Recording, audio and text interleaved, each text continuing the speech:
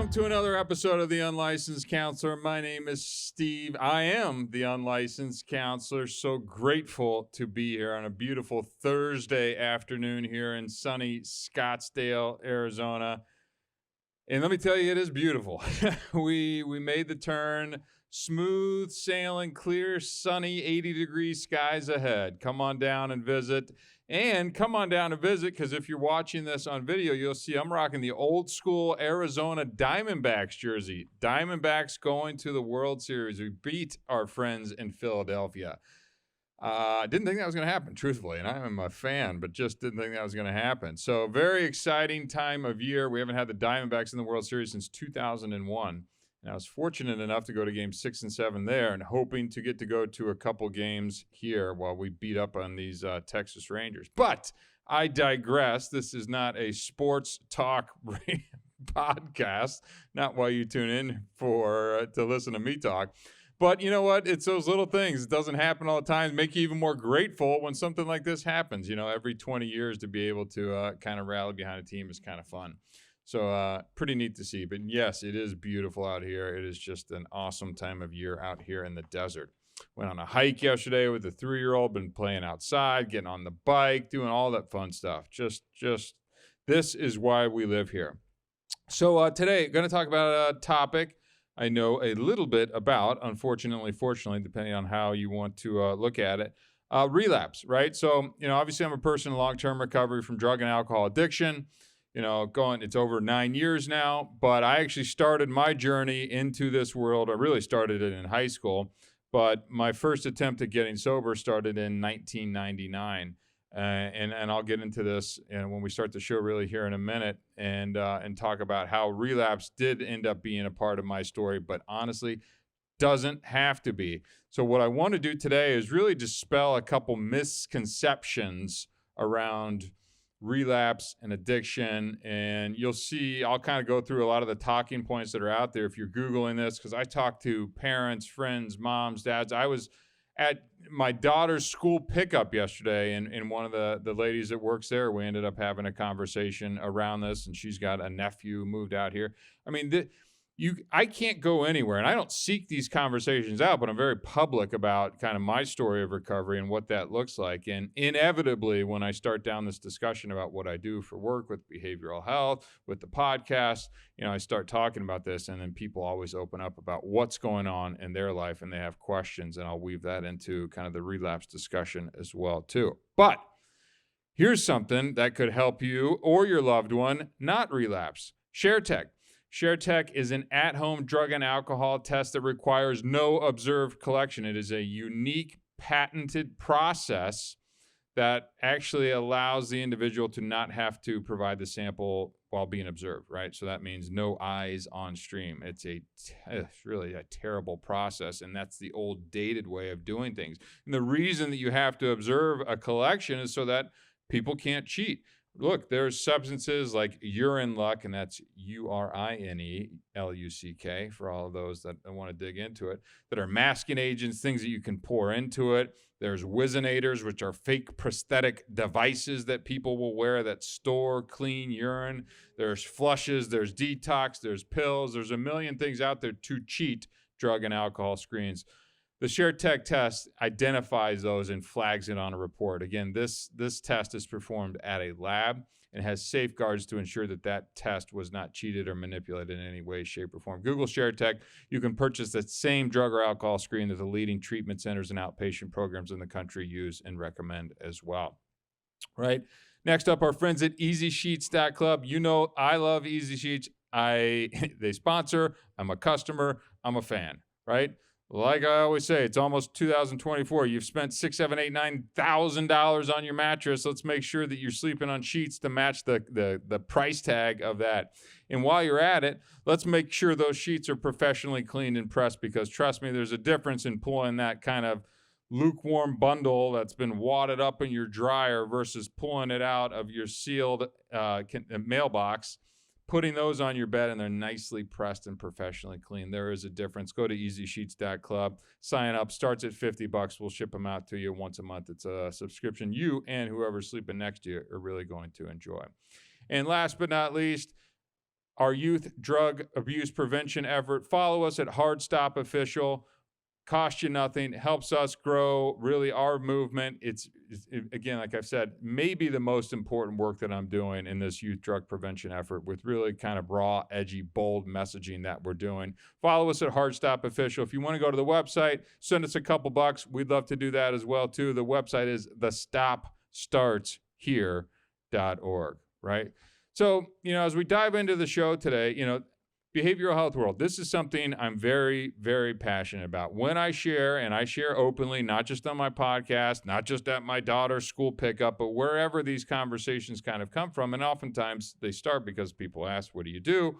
I own, businesses in the behavioral health world. I host a podcast called The Unlicensed Counselor. I've co-founded a nonprofit here that really works on youth drug abuse prevention.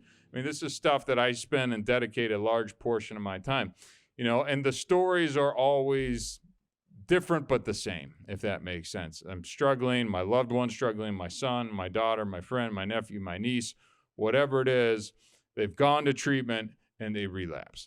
They've gone to outpatient, they relapse. They go to AA, they relapse, right? So it's that constant thing of relapse. And first off, in this really weird, dumb world of manipulation of language, you'll hear the term return to use. I don't buy it. I don't buy into it. This is a relapse. You were not using, now you're using, right? I'm not into changing the language around what this is. Let's call it what it is and not soften the language of this. And there's so much of that happening in the addiction treatment world that it warrants an entire episode on its own. But really, a relapse is a person who had made an effort to stop drinking or using drugs and now has started drinking or using drugs again, right? Pretty simple. Wow, shocking. And the first thing that comes up is that relapse is inevitable, right? That's the number one thing that I hear when I'm talking to people, whether they've sent someone to treatment or they're going into treatment themselves or living in a sober living or doing an outpatient program. They're like, well, relapse is a part of recovery. That's a big one that you'll hear people kind of throw around all the time. And it frustrates the hell out of me. Let me be very clear and look directly into the camera for this one. Relapse does not have to be a part of your story, right? And in fact, I hope to God that it is not, because relapse can and often does lead to you no longer being here, aka death, aka funerals. Things are not the same. Things are cut with fentanyl nowadays. This is a real problem, and we need to take it with that level of seriousness as well, too. So I really the first thing I wanted to come out and say is that relapse is not inevitable, and it does not have to be a part of your journey. Many individuals, many people like you and me out there can achieve long-term recovery, right? But it takes dedication and effort, and it really does take that every single day, because as soon as you start drifting away, and again, I'm 9 years into my journey here, and actually more, and I'll share a little bit about where I did have a gotcha in my journey as well too. But it doesn't have to be this way. You got to wake up every day and realize and truly believe. And I think this is something that I feel that separates me from maybe the others who keep on that hamster wheel of relapsing and going back and forth. I know exactly what it looks like when a relapse happens. I believe that I am an alcoholic and a drug addict. I know for a fact that I cannot control my drinking or drug use. Does that mean that my brain very often goes, maybe it was just the cocaine that got you, right? Maybe you could, throw back a couple beers, or you're watching that D-backs game or something like that. See, like the sickness of my mind, and call it a disease, call it whatever you want. People get spun out on that. I don't particularly care what you want to call it. It makes no difference to me whatsoever.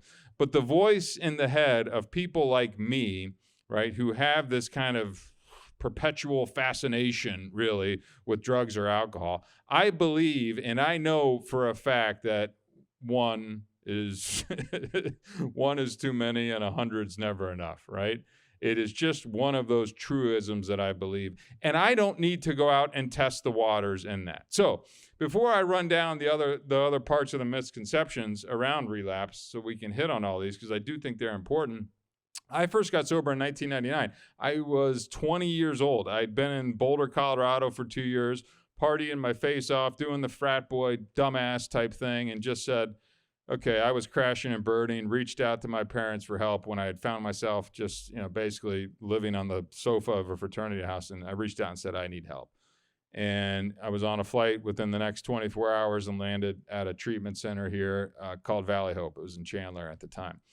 And I had zero idea, exposure, any concept of not drinking or using or recovery or treatment or any of that stuff. So this was all new to me. And again, I wasn't even of legal age to be drinking. But when I did get a little clarity and a little time and let my brain to heal, I was actually excited about it because I could see kind of the damage and destruction that alcohol had caused in my life. And it had been causing in my life from probably 15 years old, right? So it was just very clear to me at that time. Now, I went about my merry way. I got very involved in AA. I got involved in the church and support groups and helping others and doing all those things. I was doing, quote unquote, all the right things, right, to do and stay in recovery. Now, I went out to a party one night with a girl I was dating at the time. Again, had zero intention about actually wanting to drink as I went out that night. I mean, zero. It wasn't on my radar. Didn't care about it. I would often order a Red Bull when we go out to a party, right? No big deal, just a little something to kind of bump along through the night as everybody's having a good time. I ordered my Red Bull. They gave me what appeared to be a Red Bull in a glass, which is like, okay, whatever, a glass of Red Bull. I wasn't really paying that close attention to it. And took a sip, right? And it was a Red Bull vodka. And no sirens went off, no spotlight hit me, no balloons dropped, confetti, nothing happened, right? I was 23 years old probably at the time, and I was of legal age, and I could have been drinking. But the instant that alcohol hit my lips, I wanted more, right?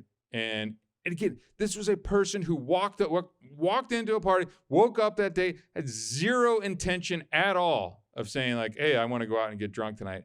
And as soon as it hit my lips, what could have just been a minor slip had I had reached out to someone or maybe called my sponsor, been a little more engaged and kind of had more recovery at the forefront. Instead, I chose the path instantly. Well, I don't even think I was thinking in order 8 more drinks, 10 more drinks, end up getting blackout drunk and woke up in a sorority or dorm room somewhere on ASU's campus, right? I mean, like that, right? And that drink that night, I didn't know it at the time, right? But that set the course for the next 10 years of my life where I thought I could manage, control, get my drinking under control. All the things that alcoholics and addicts think that they can do around managing and using responsibly or just drinking beer or wine or things or whatever it is.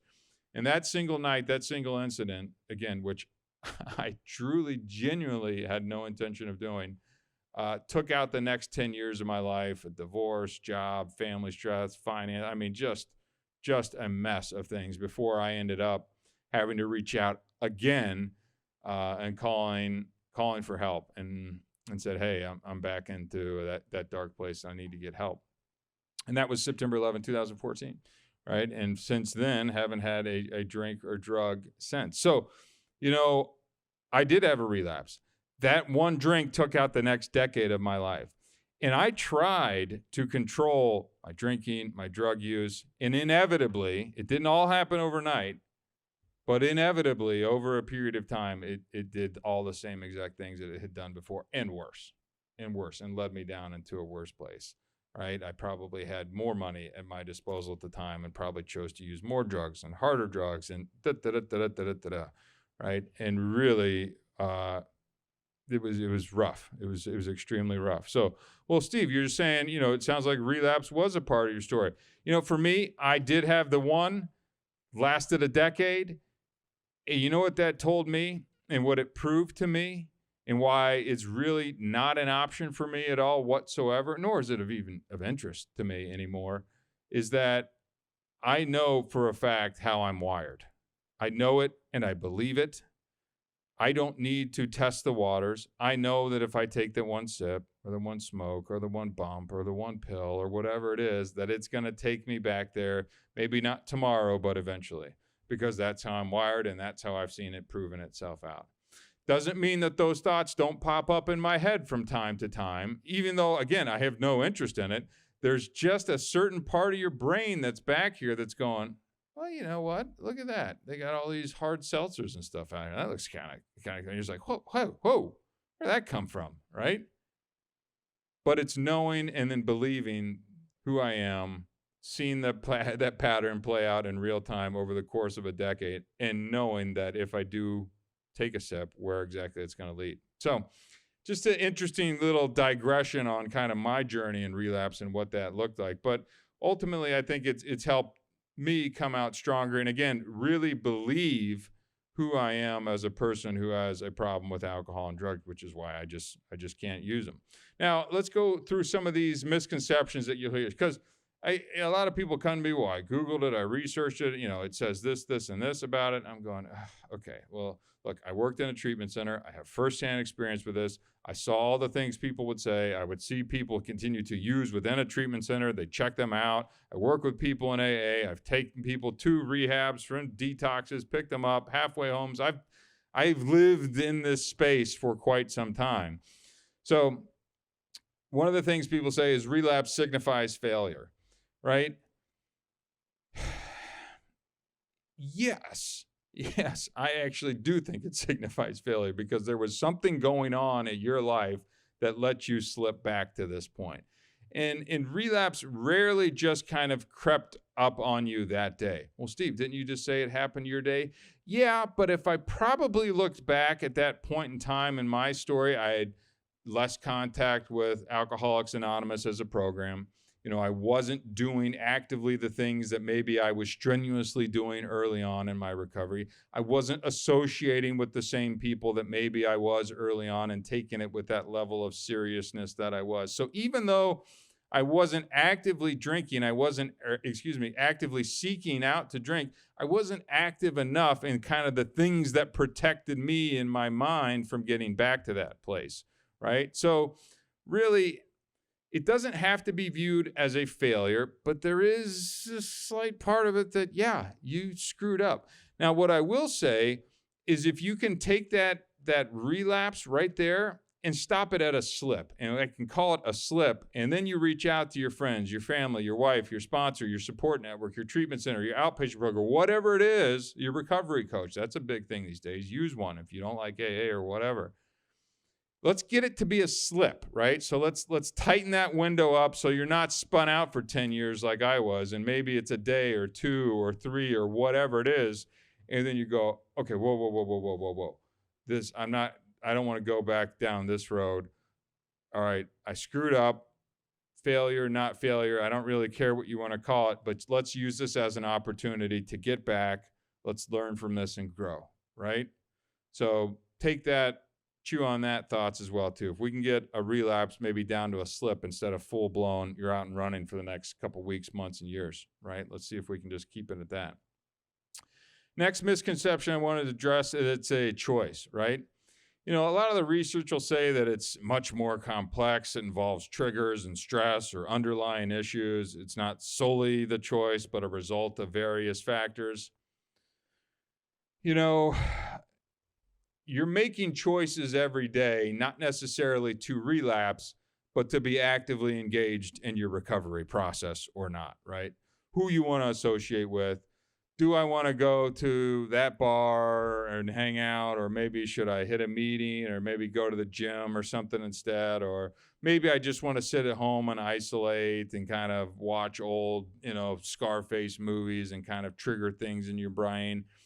So you may not be thinking that you actually actively want to go out and relapse, but you're kind of making these small decisions that kind of separate you in your mind from maybe the healthier place that can keep you from relapsing. Yeah, I'll give the clinical side of this thing that it is more complex, and there are triggers and places and things like that. But, little things like if you got to take a different route to work or to the gym or something like that because you go by your old using buddy's house, here's something that I carry forward to me to this day. I don't walk down the alcohol aisle at the grocery store. Just don't do it. Stupid, yeah, I probably, but it's worked for me, and I don't see why I need to walk down that. There's nothing in there for me, right? There's nothing in there for me. I choose not to order the baby back ribs with the Jack Daniel's barbecue sauce. Is it because I'm going to get drunk on that? No, not at all. But I just keep these barriers up in my mind, and call it stupid, call it silly. I don't care, but I'm sober and it's working for me. Find what works for you. But it's little stuff like that where it's just like, that's not for me. I'm not interested. Why do I even need to do that, right? Little stuff. Find a different route. Music is a big one. Watch what you're listening to, especially early on. I highly recommend this podcast called The Unlicensed Counselor. It's really going to help you out in this whole thing. I see you laughing over there. Misconception number 3. Once in recovery, cravings disappear. Now, that is a misconception, especially early on. Now, I would think maybe they may start as cravings, and for me and a lot of the people I know, they're not going to persist into long-term recovery, but they may just kind of pop up into your mind randomly is what I found, right? You'll just be out, could be having an awesome day, could be having a crappy day, and all of a sudden something will just pop, a song, a sign, a billboard, a commercial, or nothing at all, and your brain just kind of all of a sudden you're like, why am I thinking about smoking weed right now? Like, what? Like, wouldn't a joint be just kind of nice to take? You're like, what? Oh, where did that come from? Right? But I'm able to pause and recognize and go, see, there it is. Still in there, knocking around somewhere. You're 9+ years away from this thing, and those little things just run through your head. And it probably doesn't help that alcohol advertising is so prevalent. There's dispensaries on every single corner now. If I drive around, I know what Harvest means. That's not some organic kind of store or Curaleaf or whatever the hell there is. I mean, they're everywhere, right? And then you got to smell the damn smell of weed. You know, you go to Vegas or walk around the beach or something, it's like, okay, I get it. Yeah, I get it. It's physically hitting me now. So look, I mean, they're not going to disappear, right? They are not going to disappear. So you do need to learn how to kind of cope or address these things. But again, over time, I wouldn't say that they're cravings. I'll just say that things will pop up from time to time, and you need to be able to let that. It's okay to let that thought come into your head. It's not like you're some robot and you can't let these things enter your mind and I can't. No, you're like sitting there having a good time. And it's like, oh man, that would be nice. And you're like, what? Where did that come from? Right? Recognize it. Go, yeah, okay, that's weird. Funny that that's still going through my head, and go, okay, moving that along because it's not even an option, right?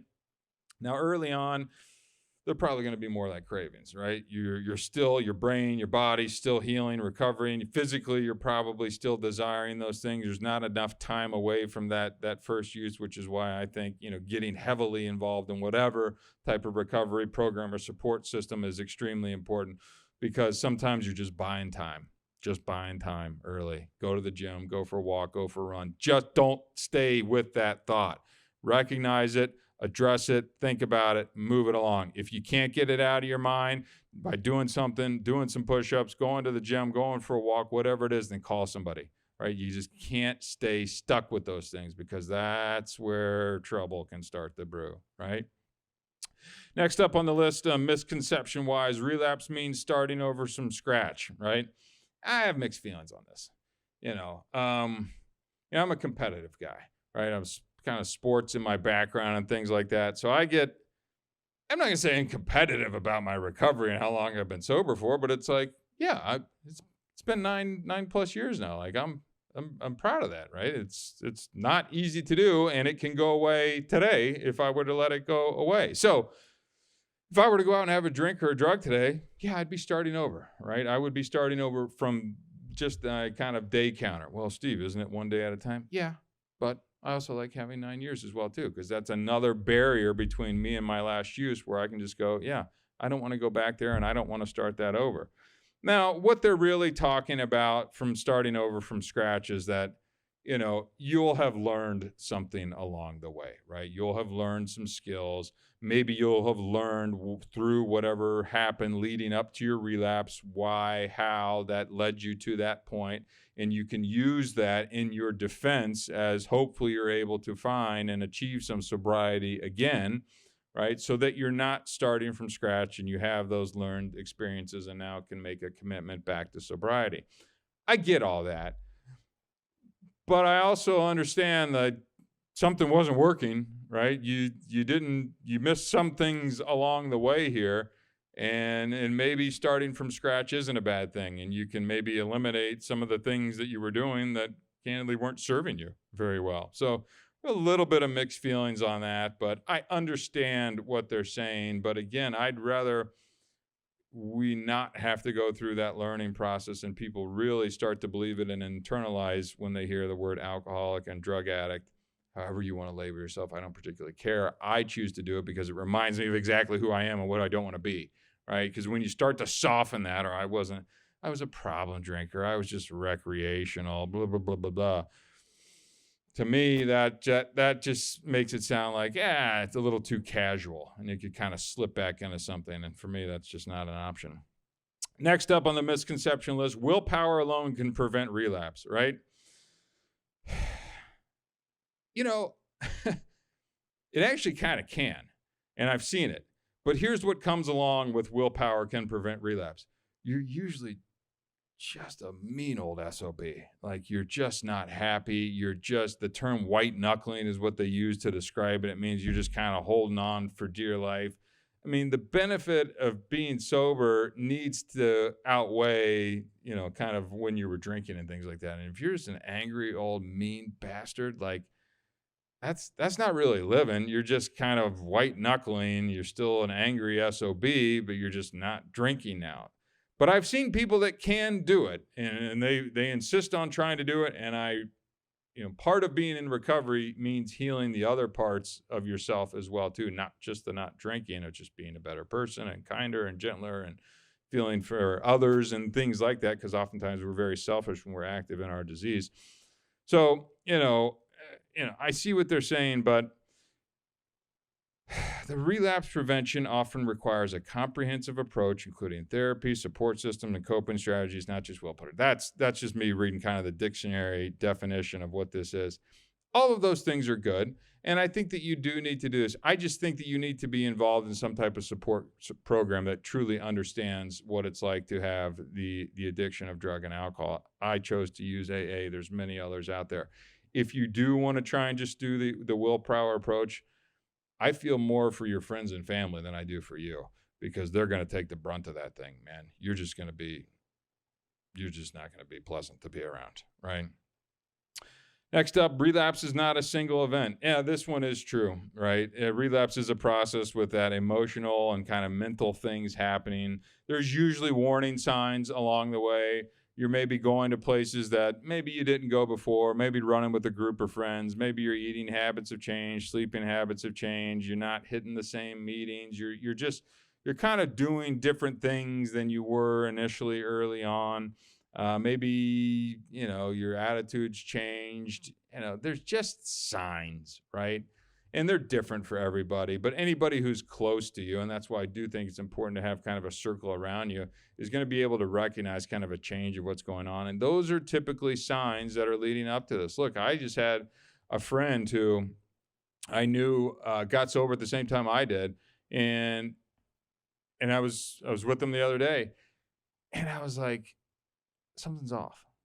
Like, something's off. And I asked him point blank. I said, what's going on? I said, have you been drinking? Is actually what I asked. I said, have you been drinking? And they got very irritated and agitated with me and defensive, right? Not good signs, by the way, if you're asking for something. Somebody asked me, Steve, you been drinking? No. I'm happy to take a drug test, alcohol test right now, anytime. No, not an option, not interested. What made you think that? But no, I mean, absolutely not. And this is somebody I've known for a long time. And the patterns were off. Speech was a little off. Attire was a little off. Just everything was just a little off. Does that necessarily mean that they have 100% relapse? No. Now, when I asked them about it, and I asked them not like, have you been drinking? Did you relapse? It was like, hey, have you been drinking? Like it's not the end of the world, but I mean, and then they get agitated, irritated, kind of defensive about it. Red flag 3, 4, 5, 6, and 7 to me. But you're going to see these things. And what I need people to do is take action a little bit sooner when you see these things, right? Because so often, this is what parents do all the time with kids. Like, they want to believe that it's not their kid. They wouldn't do that, or they're just going through something, or that teacher sucked, or no, they're sleeping in, or they had a test, or they're tired, or they make these excuses for the people that they care about and love. And I understand that to a degree, but also as people who've probably burned a lot of bridges through our addiction, we've earned some of the skepticism along the way too. Like, we just have, and you gotta wear that. And again, when I saw this the other day, I'm like, that's a potential sign of something. I can't say for certainty, and I didn't accuse the person, but it certainly kind of led. And I didn't wait till a month later, 2 months later. I asked them point blank, and now I'm going to continue to monitor that situation to see exactly what's going on. So next up, as we get ready to close the show, only those with severe addiction relapse. No, relapse can happen to anyone in recovery. You don't have to be, a homeless guy on the street to be able to do this. You could be, the high-tech finance bro, who's just hitting the bottle a little bit too much, and you can be doing it just as much, and they're the same. I mean, different circumstances, but the same. And everybody thinks that they're different. I had walks of life in the treatment center from, people who had $0 to big bucks, and everybody had the same type of excuses, and it hit them the same. So this can happen to anybody. I don't care, socioeconomic factors do not determine whether or not you're relapsed, or if you were using crack, or if you were drinking Johnny Walker Blue or whatever. It doesn't matter, right? And I will say this too, another misconception: just because you went to treatment, there is no guarantee that you will not relapse. And in fact, I would argue the exact opposite, right? With treatment success being so abysmal, and that is another topic I want to do on a show for another day. It can be effective, but there are zero guarantees on this. So you need that ongoing support. You have to be vigilant. You've got to put all of these supporting things around and have the prevention plan in place, and the counselors and the therapists and AA, and hold yourself accountable and do all the right things. There are just no guarantees that you are not going to relapse in this thing whatsoever, right? And last but not least, I just want to reiterate that, relapse does not have to be a part of your story.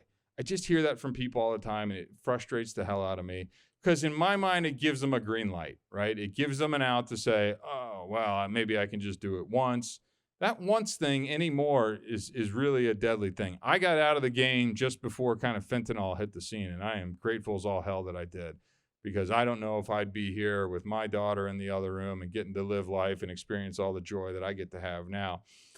It doesn't have to be, and take it with the level of seriousness that, that one relapse could be your last one. And every single time I see someone relapse who comes back into the rooms, they're worse for wear, man. They look like they got run over by a truck.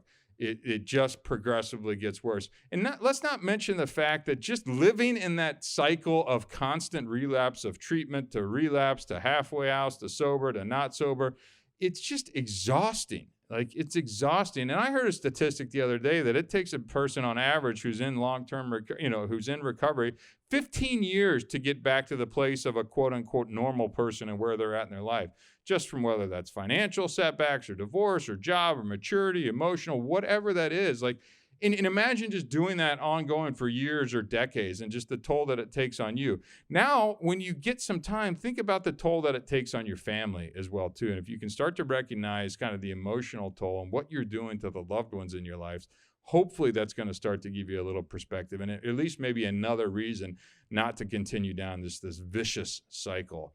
So look, ran a little bit long today, but it's just one of these topics I'm very passionate about. It comes up all the stinking time when I'm talking to people about addiction, about behavioral health, and just how often people relapse. And I'm here to say it doesn't have to be that way. Be on the lookout for a lot of these things that I've talked about today, and a lot of these misconceptions as well. And hopefully you can be able to help someone avoid the relapses in their life. And if you have questions, shoot me a note, send me a DM. Happy to continue talking about this online as well too. But that is all we have for today. Again, my name is Steve Moak. I am the unlicensed counselor. Until next time, thank you very much.